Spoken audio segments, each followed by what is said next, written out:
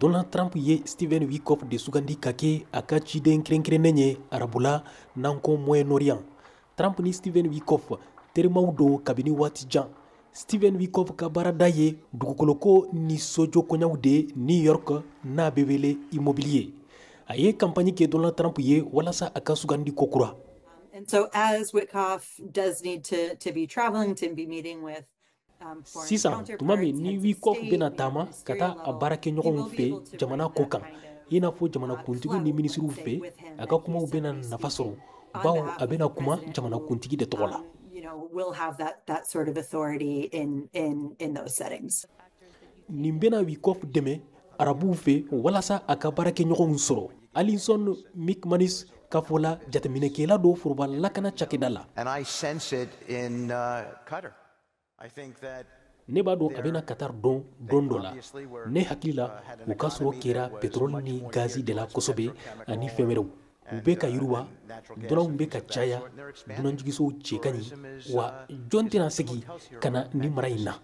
who wouldn't come back to this region.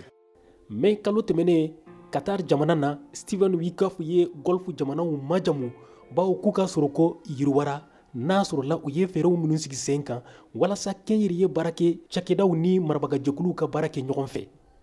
Dɔnnibagabaw dɔ y'a jira ko Witkoff ka immobilier baara a bɛna o dabila arabula ka Ameriki sariya labato walasa a kana kɛ kɔlɔlɔ ye jamana sɔrɔko ma.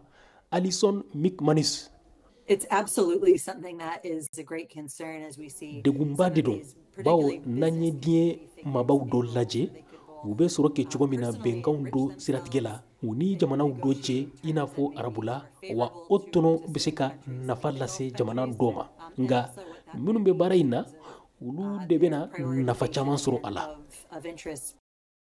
Merced Bulos bɛna kɛ Donald Trump ladilikɛla ye arabu jamanaw la jamanakuntigi sugandile denmuso Tiffany Trump furukɛ fakɛ dɔn.